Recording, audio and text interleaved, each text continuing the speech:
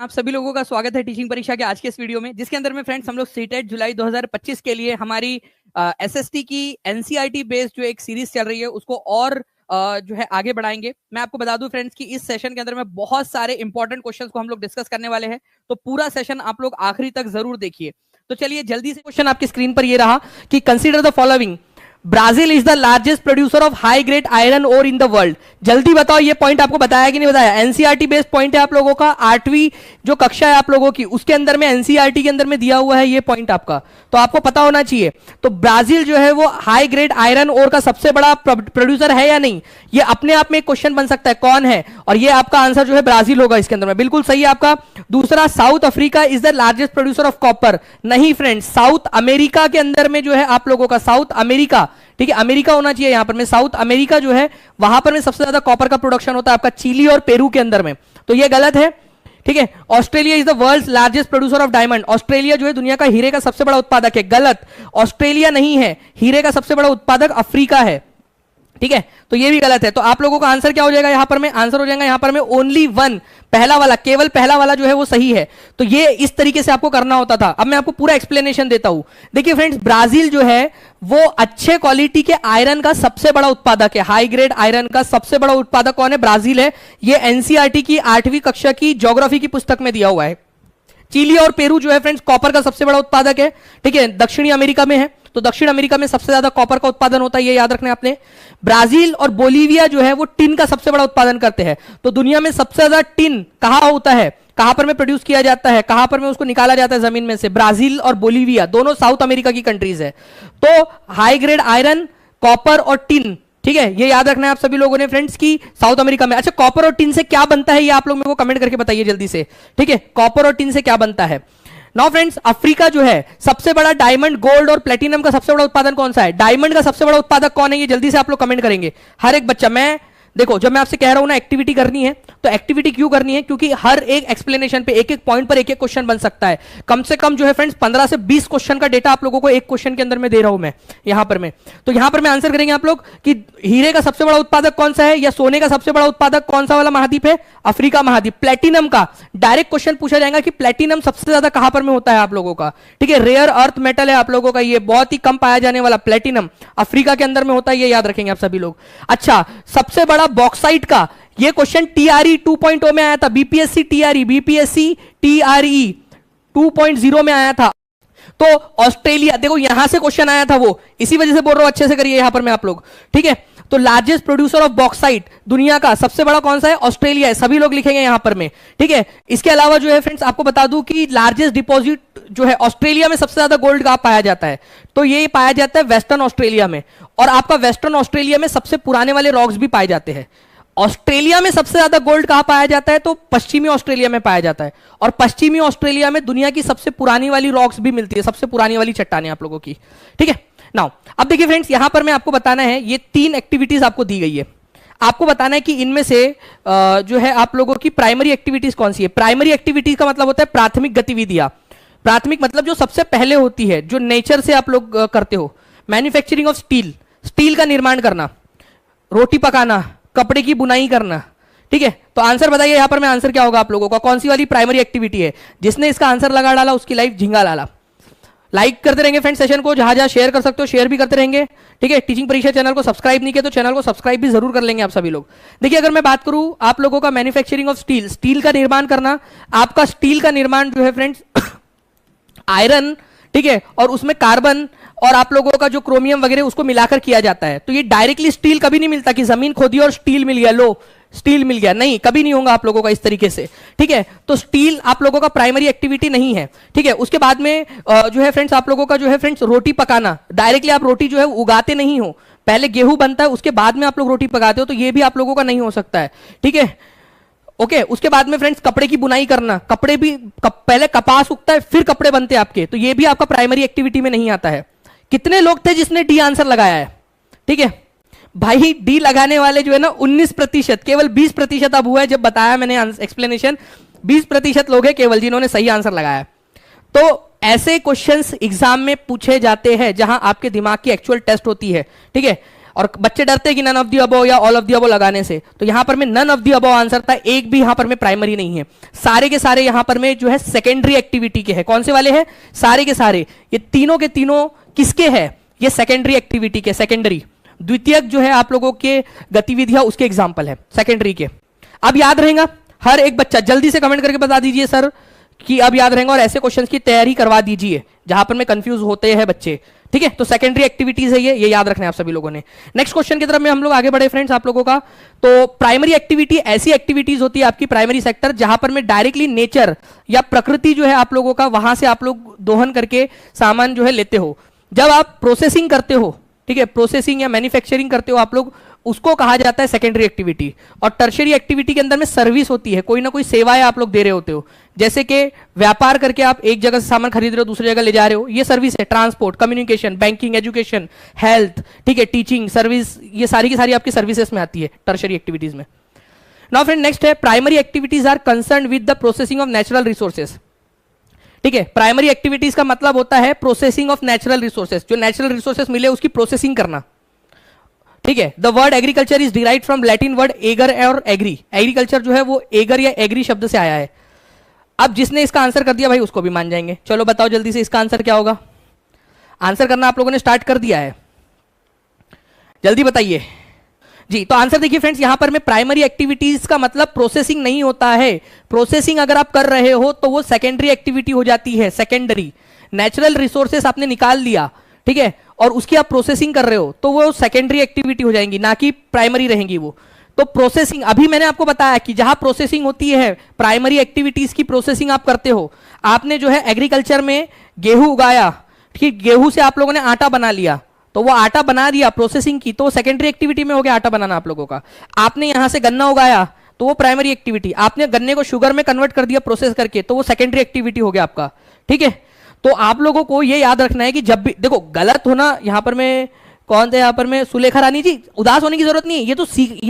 ये तो भगवान का शुक्रिया अदा करने का मौका है कि आपको अभी सीखने मिल गया, अभी सीखने मिल गया आप लोगों को। और मैं ऐसे ही आपको सिखाना चाहता हूं कि आपके सारे कंसेप्ट क्लियर हो जाए। प्रोसेसिंग जब भी आए नेचुरल रिसोर्सेज की, समझ जाना वो सेकेंडरी एक्टिविटी है। तो पहला वाला गलत है, याद रहेगा। आप इस क्वेश्चन को रिवीजन भी करवाऊंगा आप लोगों को, ठीक है।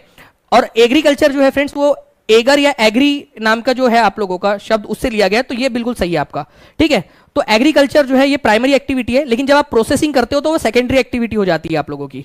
और एग्रीकल्चर जो शब्द है आपका वो एगर या एग्री नाम का जो शब्द है आपका, ठीक है, लैटिन शब्द उससे लिया गया है। तो लैटिन भाषा का शब्द एगर या एग्री, उससे एग्रीकल्चर बना है। ठीक है, एगर या एग्री का मतलब क्या होता है? क्या होता है जल्दी से बताओ? एगर या एग्री का अर्थ क्या होता है लैटिन भाषा के अंदर में? मृदा होता है। मृदा मतलब मिट्टी, ठीक है, तो मृदा, ठीक है, एग्रीकल्चर का आप लोगों का एग्जांपल है, ये याद रखेंगे आप सभी लोग। जितने भी लोग देख रहे हैं फ्रेंड्स, अगर आप चाहते हो कि ऐसे ही सेशंस आप लोगों के लिए और भी लेता रहूं और भी इस तरीके से क्वेश्चंस करवा दूं आपको, तो जल्दी से सेशन को लाइक एंड शेयर जरूर कर देंगे आप सभी लोग, ठीक है।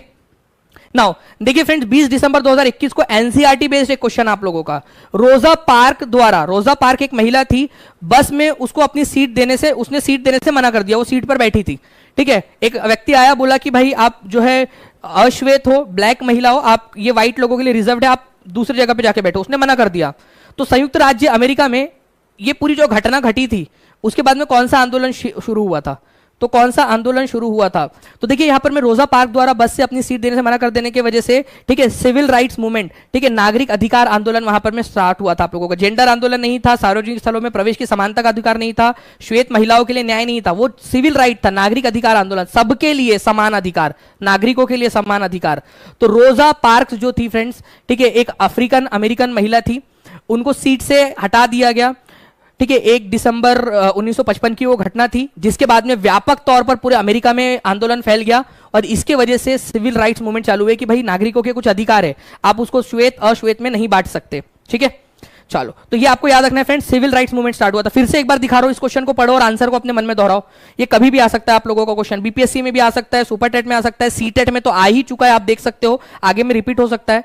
ठीक है, यूपी टेट के अंदर में आ सकता है, आपका DSSB में आ सकता है। ठीक है, बीएड वाले फील कर सकते हैं कि सर लास्ट ईयर, देखिए बीएड वाले, अगर आपका एमडी अनवर जी अगर आपका क्लियर हो जाता है, मान लीजिए तब तक, ठीक है, आपके बीपीएससी के अगस्त तक क्लियर हो जाता है, आपका पेपर आप पास हो जाते हो तो आप हो जाएगा।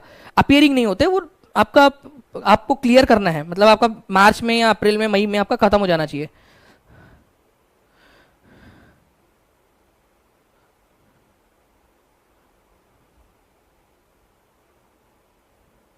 शुभम क्या है, शुभम साहिबा, शुभम साहिबा, ठीक है। तो आप डाउट वो बताइए आपका क्या है उसमें। नाउ आगे बढ़ते हैं हम लोग फ्रेंड्स। यहाँ पर में आप लोग बताइए, महावीर और बुद्ध दोनों ने आध्यात्मिक ज्ञान प्राप्त करने के लिए घरों को त्यागने पर बल दिया। उन्होंने कहा कि भाई जब आपको आध्यात्मिक ज्ञान प्राप्त करना है तो आपको घर का त्याग करना पड़ेगा, ठीक है। दोनों ने कहा, महावीर और बुद्ध दोनों ने कहा। उनका मानना था कि संघ में रहने के लिए अपने घरों का त्याग करने वाले ही सच्चा ज्ञान कर सकते हैं, ज्ञान प्राप्त कर सकते हैं। They feel that only those who left their homes to stay at Sangha could gain true knowledge. अब देखिए फ्रेंड्स, बुद्ध और महावीर दोनों ने ही कहा कि भाई अगर आपको सच्चा ज्ञान चाहिए, ठीक है, तो आपको अपना घर जो है वो त्यागना पड़ेगा। ये बात बिल्कुल सही है, दोनों ने कही थी ये बात। उस समय में ऑनलाइन एजुकेशन नहीं था, उस समय मेरी क्लासेस यूट्यूब पर नहीं आ रही थी, मेरा जन्म होने का था उस समय में। तो महावीर और बुद्ध ने कहा कि भाई आप लोगों को क्या करना है, आप लोगों को घर त्याग करना पड़ेगा, संघ में जाके रहना पड़ेगा, तभी जाकर आप लोगों को जो है सच्चा ज्ञान प्राप्त हो सकता है, ठीक है। तो उस समय के हिसाब से वो बात सही थी, घर का त्याग करना पड़ेगा। उनका मानना था कि आप जब घर का त्याग करते हो तभी आप जो है सच्चा ज्ञान प्राप्त कर सकते हो, संघ में रहकर, साथ में रहकर, क्योंकि बहुत सारी चीजें पता चलेंगी। उस समय कॉल वगैरह था नहीं, ठीक है, उस समय बहुत सारी इंटरनेट नहीं था जहां से आप जानकारी आप प्राप्त कर सके, ठीक है। तो यहां पर में आप लोगों का जो गौतम बुद्ध है, महावीर है, दोनों का यह मानना था कि जो घर का त्याग करता है वही ज्ञान प्राप्त कर सकता है। इसी वजह से उन्होंने घर का त्याग करने की बात यहां पर मैं कही थी उस समय में। तो ए और आर दोनों सही है। तो घर का त्याग करने की बात उन्होंने क्यों कही, बस ऐसे ही, भाई हमने छोड़ा है तुम भी छोड़ दो, इसलिए नहीं। उनका मानना था कि घर का त्याग करके ही सच्चा ज्ञान प्राप्त किया जा सकता है। तो ए का सही कारण आर में दिया गया है। Both A and R correct, and R is the correct explanation of A. कि उन्होंने घर का त्याग करने की बात क्यों कही, उन्होंने घर का त्याग करने की बात इसलिए कही क्योंकि उनका मानना था कि सच्चा ज्ञान तभी प्राप्त किया जा सकता है जब घर का त्याग कर दो। तो त्याग करने के लिए क्यों कहा, रीजन क्या था, रीजन ये था सच्चा ज्ञान प्राप्त करने के लिए, ठीक है। तो आंसर जो है यहां पर में आप लोगों का आंसर हो जाएगा आपका ऑप्शन नंबर ए, ठीक है। ये याद रखना है आप सभी लोगों ने। तो जी एक बार देखिए, मेरी तरफ से इंटरनेट का तो ऐसा कोई इशू नहीं है। जी हाँ, बीपीएससी के लिए सीटेट क्वालिफाइड होना जरूरी है जी। नाउ आगे बढ़ते हम लोग फ्रेंड्स। पृथ्वी के आंतरिक भाग की संरचना के संदर्भ में निम्नलिखित कथनों पर विचार करें। कोर, मेंटल और क्रस्ट पृथ्वी के आंतरिक भाग की तीन प्रमुख संकेंद्रित परतें हैं। मतलब कि तीन है, कोर है, मेंटल है और क्रस्ट है।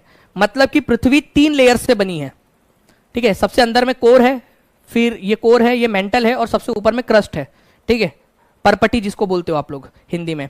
तो ये तीन लेयर है पृथ्वी की जिससे पृथ्वी बनी है। Crust is the inner most layer of and has the highest density. Core जो है आपकी सबसे ज्यादा, आप लोगों का कहा गया है यहां पर में कि कोर सबसे अंदरूनी परत है और सबसे हाईएस्ट डेंसिटी है इसकी। It is made up of mainly of nickel and iron. ये निकेल और आयरन से मिलकर बनी है। तो फ्रेंड्स यहां पर मैं आप लोगों को बता दूं कि दोनों के दोनों पॉइंट जो है वो आप लोगों के बिल्कुल सही है कि कोर, मेंटल और क्रस्ट ये पृथ्वी के आंतरिक भागों की मुख्य जो है परतें हैं। अंदर में, पृथ्वी के अंदर में आप लोगों को ये तीन परतें देखने के लिए मिलेंगी।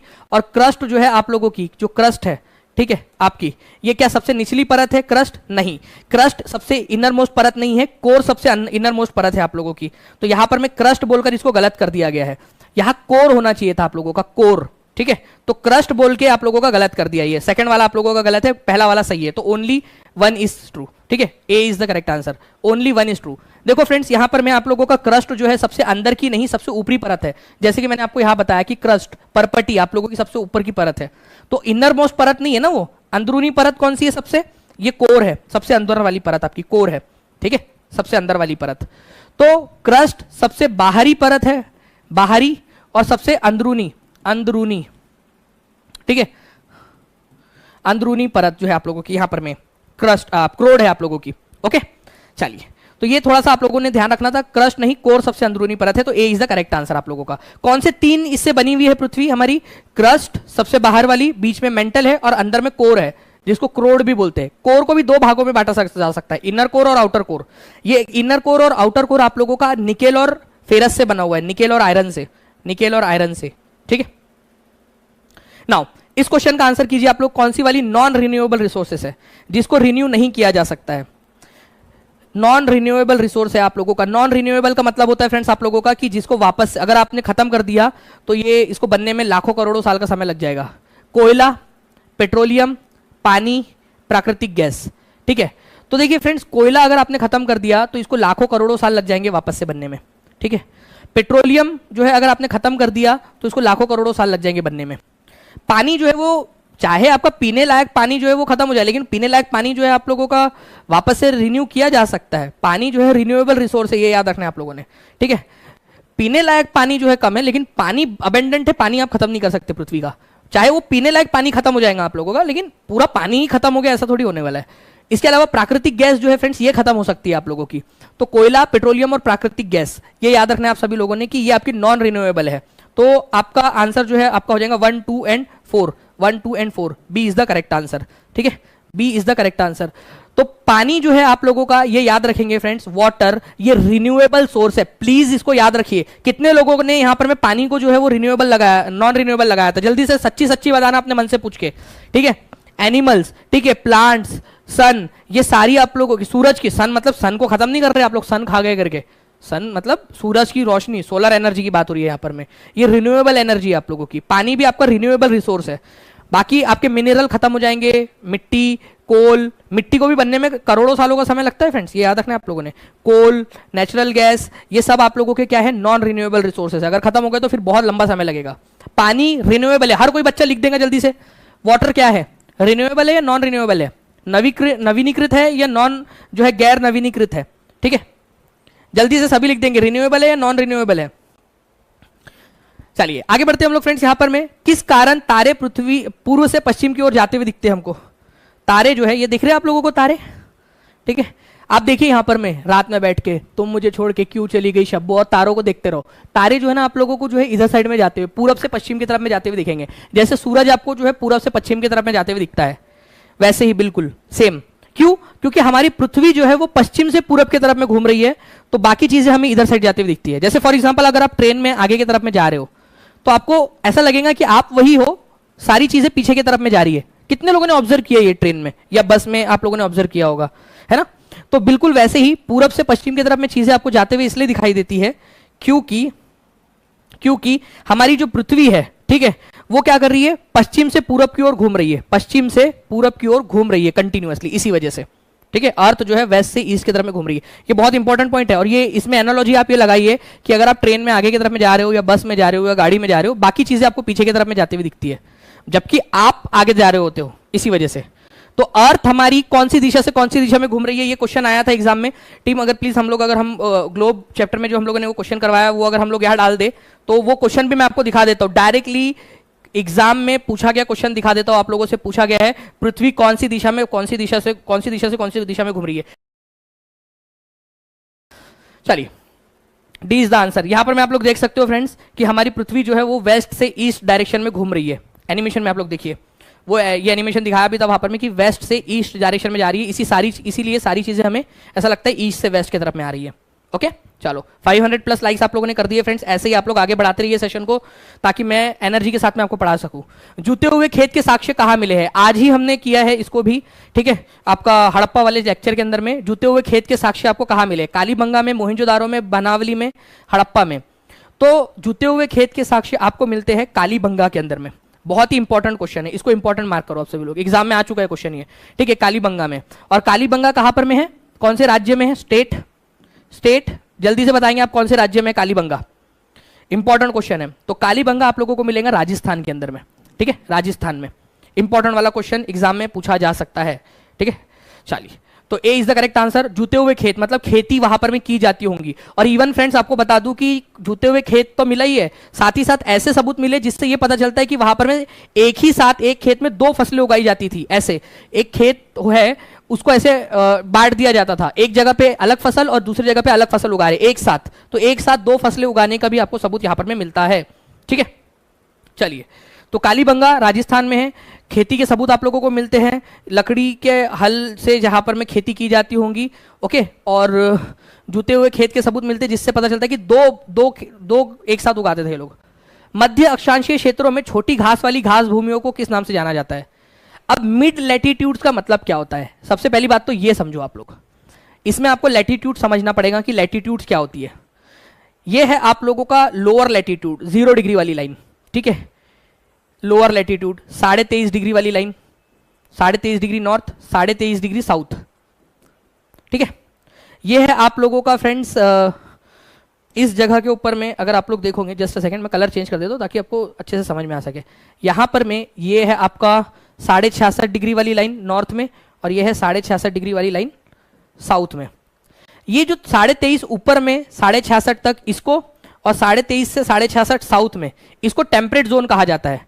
और ये मध्य में है, देखो ना तो 90 डिग्री तक ये ऊपर में जा रहे हैं, बहुत ज्यादा हायर लैटिट्यूड में नहीं है, ठीक है,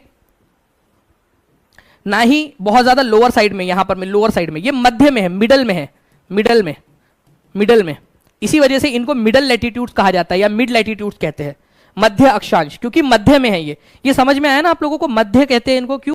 क्योंकि ये मध्य में है, ना तो बहुत ज्यादा ऊपर में 90 की तरफ में है, ना ज्यादा जीरो की तरफ में, 0 डिग्री लैटिट्यूड या भूमध्य रेखा के पास में, बीच में है।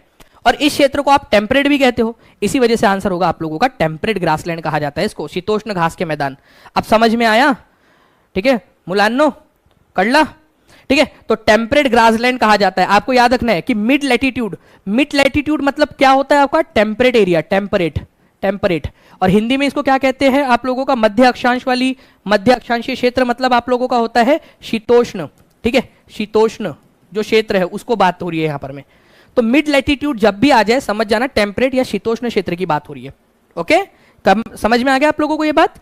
ठीक है, काफी सारे बच्चे इसको समझ ही नहीं पाते, मिड लैटिट्यूड या फिर ये मध्य अक्षांशीय का मतलब क्या होता है। आई होप अब आपको समझ में आ गया होगा मध्य अक्षांश का मतलब क्या होता है करके। कितने लोगों को समझ में आ गया? हाथ ऊपर करके बता दो, ताकि मुझे पता चल जाए कि हाँ आपको समझ में आ गया है। क्योंकि मिडल में है ये, ना तो ज्यादा 0 की तरफ में, ना ज्यादा 90 की तरफ में, इसी वजह से ये अक्षांश जितने भी है आपके, ये मिडल लैटिट्यूड कहलाते हैं आप लोगों के। आगे में भी आप लोग देखोगे कि इस तरीके के क्वेश्चंस आपको देखने के लिए मिलेंगे वहां पर में। तो टेम्परेट ग्रासलैंड जो है आप लोगों का मिड लैटिट्यूडनल जोन वाली घास के मैदान है आपके।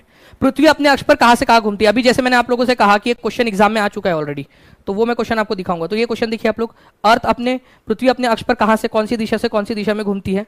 ठीक है, जल्दी बताइए, कौन सी दिशा से कौन सी दिशा में घूमती है पृथ्वी? तो पृथ्वी के घूर्णन की जो दिशा है फ्रेंड्स, ये याद रखना आप लोगों ने, हमेशा वेस्ट डायरेक्शन से ईस्ट डायरेक्शन की तरफ में हमारी पृथ्वी घूमती है।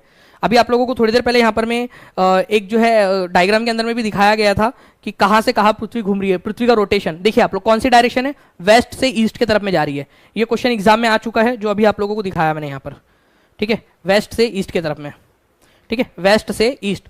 तो आंसर इसका हो जाएगा ऑप्शन नंबर ए। और ये एक्चुअल स्क्रीनशॉट है, आप लोगों का एग्जाम में पूछा गया, आप देख सकते हो। तो जो भी करा रहा हूं ये सब एग्जाम में पूछे जाते हैं। चलिए नेक्स्ट फ्रेंड्स, आगे बढ़ते हैं हम लोग यहां पर में। नेक्स्ट, कंधार शिलालेख किन भाषाओं में लिखा गया? और ये आप लोगों को एनसीईआरटी में दिया है, पहले ही चैप्टर में पढ़ाया है आप लोगों को। जो सीटेट की जो पेड बैच है उसके अंदर में मैंने पहला चैप्टर जो आपको कराया व्हेन, वेयर एंड हाउ वाला, उसके अंदर में बताया है कि कंधार, ये जो आपका शिलालेख है ये आपको अफगानिस्तान में मिला है, ठीक है, अफगानिस्तान में। और ये जो है फ्रेंड्स अशोका का अभिलेख है, और कौन सी भाषा में लिखा गया है? ग्रीक और अरमाइक भाषा में लिखा गया है, ग्रीक और अरमाइक। प्लीज इसको याद रखो, सभी लोग लिखेंगे। मेरे को एक एक बच्चा यहाँ पर में, एक एक बच्चे का कमेंट चाहिए मेरे को नीचे में, लाइव देख रहा, ऑफलाइन देख रहा, हर एक बच्चे का कमेंट चाहिए। मेरे को पता है ये कितना ज्यादा इंपॉर्टेंट क्वेश्चन है फ्रेंड्स। ये क्वेश्चन जो है ना पीसीएस लेवल तक के एग्जाम के अंदर में पूछा जाता है, इसको बहुत सीरियसली लेना है हर बच्चे ने। कंधार शिलालेख अफगानिस्तान में, ये लिखो पहले। इसमें कौन सी 2 भाषाओं में लिखा गया है? ग्रीक और अरमाइक। अरमाइक भाषा आज नहीं बोली जाती, लेकिन मैं आपको एक बताऊं कि जो जीसस क्राइस्ट थे, ईसा मसीह, ऐसा माना जाता है कि वो इसी भाषा के अंदर में अपने प्रवचन देते थे। आज इस भाषा का ज्यादा प्रयोग नहीं होता है, अरमाइक भाषा का, ठीक है। ग्रीक का तो होता ही है, लेकिन अरमाइक का नहीं होता। तो उस समय होता था, आज से करीब 2000 साल पहले, 2200 साल पहले, तो बहुत ज्यादा होता था ये। तो ग्रीक और अरमाइक भाषा के अंदर में कंधार अभिलेख लिखे हुए अफगानिस्तान में, अशोका का अभिलेख है ये, ठीक है, अशोका का अभिलेख है। हर एक बच्चा लिख देगा जल्दी जल्दी से कमेंट में, क्योंकि ये बहुत इंपॉर्टेंट वाला पॉइंट है। मैंने कई सारे पीसीएस एग्जाम में इसके ऊपर में, कंधार अभिलेख के ऊपर में जो है आप लोगों का क्वेश्चन बनते हुए देखे हैं मैंने, ग्रीक और अरमाइक, ठीक है। चलिए, तो C is the correct answer. तो आपको बता दूं फ्रेंड्स कि कंधार अभिलेख, ठीक है, ये कंधार रॉक इंस्क्रिप्शन, अशोका का इंस्क्रिप्शन है आप लोगों का, अफगानिस्तान के अंदर में है, ठीक है। अब देखिए हड़प्पा वासियों ने बनाए, क्या क्या बनाए हड़प्पा वासियों ने। ये सीटेट जनवरी 2021 में पेपर 2 में क्वेश्चन पूछा गया, एनसीईआरटी बेस्ड क्वेश्चन है। जल्दी जल्दी बताइए आप सभी लोग। तो आप लोगों के जो इतना जो आप लोगों का रिस्पांस होता है ना, वही मुझे एनर्जी देता है कि भाई तबियत खराब हो, कोई भी चीज हो, आप लोगों के लिए एनर्जी यहां पर में लाई जा सके और मेहनत करे आप लोगों के लिए। तो देखिए यहां पर मैं क्या बोला है आप लोगों को कि जो हड़प्पा है आप लोगों का, ठीक है, हड़प्पा वासियों ने, ठीक है, पत्थर की मुहरें बनाई थी, बिल्कुल सही बात है, पत्थर की इस तरीके से आयताकार जो है मुहरे वो बनाते थे, ठीक है। पीले रंग की डिजाइन किए गए पात्र, जो पॉट्स होते थे वो पीले रंग के पात्र होते थे। भाई पीले रंग के नहीं होते थे, ये याद रखना आप लोगों ने। वो कौन से कलर के होते थे? ब्लैक कलर के होते थे। ब्लैक कलर की डिजाइन की जाती थी उस पर। कौन से कलर की? ब्लैक। ब्लैक, ये याद रखना है आप सभी लोगों ने। ब्लैक कलर से उस पर डिजाइन की जाती थी, ये बहुत ही इंपॉर्टेंट है, ठीक है। पीला नहीं, काले रंग से डिजाइन की जाती थी। काले रंग से, काले रंग से जो है डिजाइन की जाती थी उस पर। वो एक हमारे पास में पॉट की इमेज है, वो प्लीज एक बार दिखा दीजिए जल्दी से, ताकि बच्चों को भी हम लोग दिखा सके। काले रंग से बनाई जाती थी आप लोगों की, ठीक है। तो काले काले रंग से जो है फ्रेंड डिजाइन बनाई जाती थी, तो बी गलत है, ठीक है आप लोगों का यहां पर में। उसके अलावा अगर मैं आप लोगों से बात करूं, ठीक है, इस पर्टिकुलर क्वेश्चन के अंदर में, ठीक है, ये वाला बी गलत है आप लोगों का। आयरन की, क्या आयरन का इस्तेमाल, आयरन की कुछ भी हो, आयरन का इस्तेमाल किया ही नहीं जाता था। आयरन के बारे में, लोहे के बारे में उनको पता ही नहीं था। तो लोहे का भी आप लोग गलत कर दो, क्योंकि लोहे के बारे में हड़प्पा वालों को पता नहीं था। लिखो, लोहे के बारे में पता नहीं था उनको, तो लोहे की कुछ नहीं बन सकती, तकली टुकली, ठीक है, कुछ नहीं बन सकती आप लोगों की। तो बी और सी दोनों गलत है। तो जहां जहां बी है काट दो, सी है काट दो, बी है काट दो, सी भी है यहां पर में काट दो, तो आंसर इसका हो जाएगा पत्थर की मुहरे और सोने के बर्तन। ये याद रखना है आप सभी लोगों ने, ये बहुत इंपॉर्टेंट है, एग्जाम में पूछते, प्लीज इसको याद रखेंगे आप सभी लोग, ठीक है। तो मैं यहां पर मैं आप लोगों को कोशिश करता हूं फ्रेंड्स कि वो पॉट्स जो है अगर हम लोग यहां पर में दिखा सके बच्चों को, तो प्लीज एक बार वो पॉट जो है उसको लगा दिया जाए। हम लोगों ने आज जो किया था, तो पत्थर की मुहरे बनाते थे वो लोग। मुहरे मतलब वो ऐसे सील जो होती है ठप्पा लगाने वाली, वो, और गोल्ड के, सोने के बर्तन बनते थे। लोहा और लोहा तो पता ही नहीं था, पीले रंग के नहीं, काले रंग के बर्तन, काले रंग की डिजाइन बनाते थे वो। ये यहां पर मैं आप देख सकते हो फ्रेंड्स। तो यहां आप लोग देखिए इस पर्टिकुलर चीज को, ये है पत्थर की सील, मुहर। मुहर मतलब क्या होता है? ये इस तरीके से जो छापने के लिए आप लोग बनाते हो, ठीक है। अरे भाई उठा ले हाथ, कब उठाएगा? बच्चे वहां पर में सो जाएंगे तब उठा लिया। देखो यहां पर में ये सील छप गई यहां पर में, ठीक है। और ये इस तरीके से जो है फ्रेंड्स काले रंग की जो है आप लोगों ने याद रखना है कि काले रंग से जो है वो क्या करते थे, जब घी टेढ़ी उंगली से ना निकले तो उंगली सीधी करनी पड़ती है आप लोगों का। यहां पर मैं देखिए फ्रेंड्स, इस तरीके से ये काले रंग की डिजाइन होती थी उसके ऊपर में, काले रंग की डिजाइन किया करते थे वो लोग अपने पॉट्स के ऊपर में, ठीक है। तो काले रंग की सुंदर सुंदर डिजाइन किया करते थे वो लोग, ये याद रखना है आप लोगों ने। नाउ आगे बढ़ते हैं हम लोग यहां पर में फिएंस के बारे में बताइए। ये बहुत ही मजेदार क्वेश्चन है भाई, ये है क्वेश्चन बढ़िया वाला। कभी आप लोगों ने जो है यहां पर में, चलिए सर आपकी क्लास से मेरा बीपीएससी पीआरटी क्लियर हो गया है, चलो रुखसाना परवीन जी आपको बहुत सारी बधाइयाँ। और ऐसे ही जितने भी हजारों बच्चे जो टीचिंग परीक्षा के जिन लोगों का पेपर क्लियर है उन सभी लोगों को बहुत सारी बधाई, क्योंकि कंटिन्यूअसली आप लोगों के फोन मैसेज और जो है फ्रेंड्स अलग अलग माध्यम से आप लोग बता रहे हो कि आप लोगों का एग्जाम क्लियर हो गया। ये जानकर बहुत ज्यादा खुशी होती है। बैच लेने के लिए प्रोसेस देखिए सोनम जी, बहुत ही शीनम जी बहुत ही सिंपल है। जो आपका नंबर है ना 7611101101, नीचे में नंबर चल रहा है, उस पर कॉल कर दोगे आप, तो आपको टीचिंग परीक्षा की पूरी टीम आपकी हेल्प कर देंगी उस पर। देखिए अगर हम लोग बात करें यहाँ पर में फिएंस की, तो फिएंस के बारे में कौन सा कथन सत्य है? फिएंस की खदानें मेहरगढ़ में मिली है। फिएंस प्राकृतिक तौर पर पाए जाते थे। बालू या स्फटिक पत्थर के चूर्ण को गोंद में मिलाकर उनसे वस्तुएं बनाई जाती थी। उसके बाद उन वस्तुओं पर एक चिकनी परत चढ़ाई जाती थी। फिएंस से मनके, चूड़ियां, झुमके और बर्तन बनाए जाते थे। यह क्वेश्चन ना रीट में पूछा गया आपको, और इतना निहायती इतना इजी क्वेश्चन है ना ये, कि इसके जैसा इजी क्वेश्चन नहीं हो सकता कोई। जिसको सिर्फ इतनी सी बात पता है कि फेंस जो है ये आपका आर्टिफिशियल है, आर्टिफिशियल मटेरियल है, कृत्रिम रूप से मिलता है, तो भाई उसकी खदानें कैसे होंगी? जो चीज आपकी, अरे रोटी की खदानें होती है क्या कि खदान खोदी और रोटी मिल गई आपको? अरे रोटी आप खुद बनाते हो तो उसकी खदानें नहीं मिल सकती आपको, ठीक है। तो फ्रेंड्स फिएंस एक आपका कृत्रिम पदार्थ है, इंसानों के द्वारा बनाया जाता है, तो उसकी खदानें हो ही नहीं सकती। मेहरगढ़ क्या पूरे दुनिया में कहीं नहीं हो सकती उसकी खदानें, क्योंकि वो कृत्रिम है, ठीक है। तो 1 तो गलत ही है आप लोगों का, और नेचुरल नहीं है, ये कृत्रिम है, तो पहले 2 गलत है। तो 1, 2 और 1 खत्म, खल्लास, फिनिश। इतना इजी क्वेश्चन था ये, इतना इजी क्वेश्चन। क्या था इसमें? फियांस जो है वो नेचुरल नहीं है, ये आर्टिफिशियल है, तो उसकी खदानें हो ही नहीं सकती, ठीक है। तो मैं आप लोगों को यहां पर मैं दिखाना चाहूंगा फ्रेंड्स, आज जो हम लोगों ने देखा भी था इसके बारे में, कि ये आर्टिफिशियली प्रोड्यूस होता है, कृत्रिम रूप से बनता है फियांस। कैसे बनता है सुनो, आप रेत लो, इमेजिन करो, रेत लिया आप लोगों ने, जिसने इमेजिन कर दिया हाथ ऊपर कर देंगे, ठीक है। रेत ले लो, या फिर क्वार्ट्ज नाम का पत्थर होता है, उसको पीस लो आप लोग, ले लिया, रेत ले लो या क्वार्ट्ज नाम का पत्थर होता है उसका पाउडर ले लो। अब उसमें मिला दो आप लोगों की गोंद, चिपचिपी जो गोंद होती है ना वो मिला दो, और उसको अच्छे से फेंट लो, जैसे आटा आप लोग बनाते हो ना वैसे फेंट लो। फिर उससे बना दो इस तरीके की कोई डिजाइन आपकी, या फिर आप बना लो चूड़ी या मनके बना लो मोती टाइप के, या आप बाले झुमके वगैरह बना लो आप लोग, इयररिंग्स वगैरह, छोटे छोटे बर्तन बना सकते हो। फिर क्या करना है आप लोगों ने, उसको चमकाने के लिए उसकी थोड़ी घिसाई कर दो ताकि वो चिकनी परत बन जाए। चिकनी परत करने के बाद में उस पर आप ब्लू कलर का, ज्यादातर जो हड़प्पा में मिली आपको ब्लू कलर की या सी ग्रीन कलर, जो समुद्री हरा कलर होता है ना, उसकी आपको इस तरीके के बर्तन या फिर चीजें आपको ज्यादा मिलती है। तो ये आप लोगों को याद रखना है, ब्लू या फिर सी ग्रीन कलर के आपको ऑब्जेक्ट्स मिलते हैं। तो फियांस जो है आप लोगों का बालू या स्फटिक पत्थर के चूर्ण को गोंद में मिलाकर उससे वस्तुएं बनाई जाती थी। ठीक है, उन वस्तुओं पर एक चिकनी परत चढ़ाई जाती थी आप लोगों की।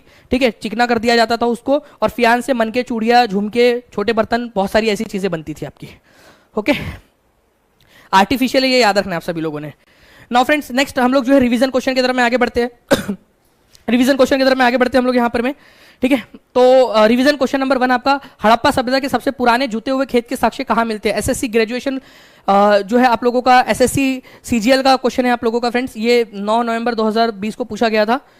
कालीबंगान, ठीक है, भगतराव, धोलावीरा, सुरकोटदा। तो कालीबंगा के अंदर में आपको सबसे पुराने जुते हुए खेत के सबूत मिलते हैं। ए इज द करेक्ट आंसर। ठीक है, सभी लोग जल्दी जल्दी से सेशन को लाइक एंड शेयर जरूर करते रहेंगे फ्रेंड्स। कालीबंगा के अंदर में मिले। फियांस के बारे में जो है आप लोगों को दो स्टेटमेंट्स दिए गए, आपको बताना कि कौन सा वाला सही है। ये नेचुरली ऑकरिंग मटेरियल है, ये नेचुरली मिलता है नेचर के अंदर में। क्या ये सही है आप लोगों का? नेचुरली ऑकरिंग सब्सटेंस है ये आप लोगों का? नहीं। ठीक है, नेचुरली नहीं है फ्रेंड्स, ये आर्टिफिशियल तरीके से बनाया जाता है, प्राकृतिक नहीं है, कृत्रिम तरीके से बनाया जाता है। तो पहला वाला गलत है। इसका इस्तेमाल करके आप मन के चूड़िया, इयरिंग्स और टाइनी वेसल्स वगैरह बना सकते हो आप लोग। तो केवल दूसरा वाला सही है ये। ठीक है, तो ऐसे आप लोगों को करना था ये चीज को। नेक्स्ट क्वेश्चन की तरफ में आगे बढ़ते हैं हम लोग।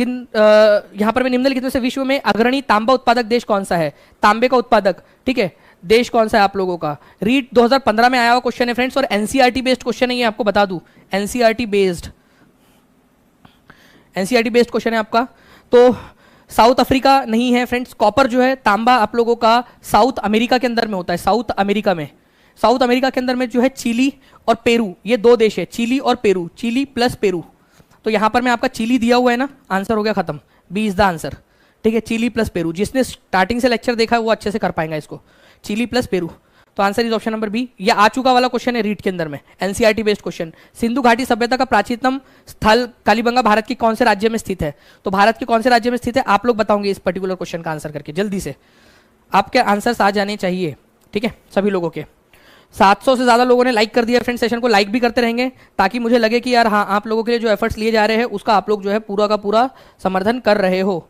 ओके, तो कालीबंगा भारत के किस राज्य में स्थित है? तो कालीबंगा राजस्थान के अंदर में स्थित है। तो C is the correct answer. Now निम्नलिखित में से कौन सी प्राथमिक गतिविधियां नहीं है? एसएससी एमटीएस में आया हुआ क्वेश्चन है आप लोगों का फ्रेंड्स। ठीक है, प्राथमिक गतिविधि नहीं है। तो जो नेचर से प्राप्त होता है ना, वो सारी की सारी आप लोगों की प्राथमिक गतिविधि है। एग्रीकल्चर नेचर से मिलता है भाई, ऑब्वियस ही बात है, नेचर में ही तो आप बोते हो और उसमें मिलता है आपको। खनन नेचर से मिलता है आप लोगों को। ठीक है, मछली पकड़ना नेचर से, मछली आप फैक्ट्री में थोड़ी बनाते हो, मछली समुद्र में से जाके नेचर से प्राप्त होती है आपको। कंस्ट्रक्शन आप जो है फ्रेंड्स वो करते हो बाद में, तो ये आपका प्राथमिक नहीं, ये आप लोगों का क्या है, सेकेंडरी एक्टिविटी के अंदर में आएगा कंस्ट्रक्शन। प्राइमरी एक्टिविटी, प्राइमरी जो प्रोडक्ट है उसका इस्तेमाल करके कुछ नई चीज बनाना, कंस्ट्रक्शन करना। ठीक है, तो डी आप लोगों का जो है ये प्राथमिक गतिविधि नहीं है आप लोगों की। ठीक है, तो प्राथमिक गतिविधि में कच्चे माल की निकासी की जाती है नेचर से। विनिर्माण मतलब प्रोसेसिंग द्वितीयक में होता है, तृतीयक में सेवाएं दी जाती है। नागरिक अधिकार आंदोलन संयुक्त राज्य अमेरिका में शुरू किया गया था, जुलाई 2013 में क्वेश्चन आया है। ठीक है, demand for fundamental rights for African American, demand for equal rights and for racial discrimination, महिलाओं के लिए मतदान के अधिकार, बुजुर्गों के लिए सामाजिक सुरक्षा। महिलाओं के लिए मतदान के अधिकार और सामाजिक, बुजुर्गों वाला तो कोई है नहीं इसमें। अफ्रीकी अमेरिकियों के लिए मौलिक अधिकारों की मांग या समान अधिकारों और नस्लीय भेदभाव को समाप्त करने की मांग। ये एक जो है फ्रेंड्स इंटरेस्टिंग सा क्वेश्चन है आप लोगों का, ध्यान से देखिए आप लोग। रोजा पार्क्स जो थी उनके साथ में नस्लीय भेदभाव हुआ था कि वो क्या है, वो एक जो है अश्वेत है। ठीक है, इसी वजह से उसको उस जगह पे बैठने से मना कर दिया गया था।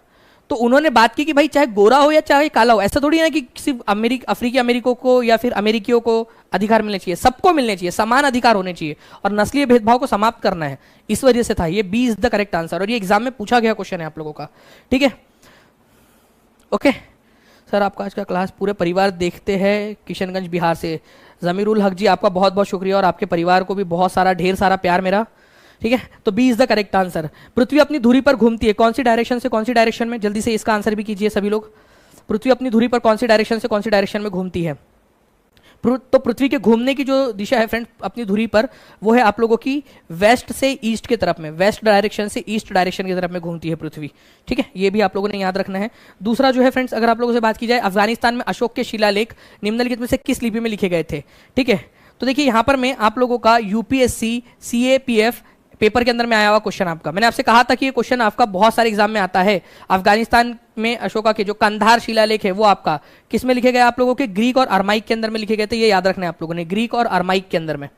ठीक है, ये आपको बताया था मैंने आप लोगों को अभी थोड़ी देर पहले ही, और सभी को बोला था लिखने के लिए कि भाई ये आपका पीसीएस लेवल तक के एग्जाम के अंदर में आ जाता है आप लोगों के क्वेश्चन।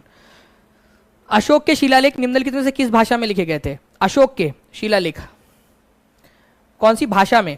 तो देखिए अशोक के शिलालेख ज्यादातर अभिलेख की बात हो रही है यहाँ पर में, ए बी सी डी। ठीक है, तो आप लोगों का कौन सी भाषा में लिखे गए थे? ब्राह्मी और खरोष्टी में, प्राकृत, ग्रीक और अरमाइक के अंदर में।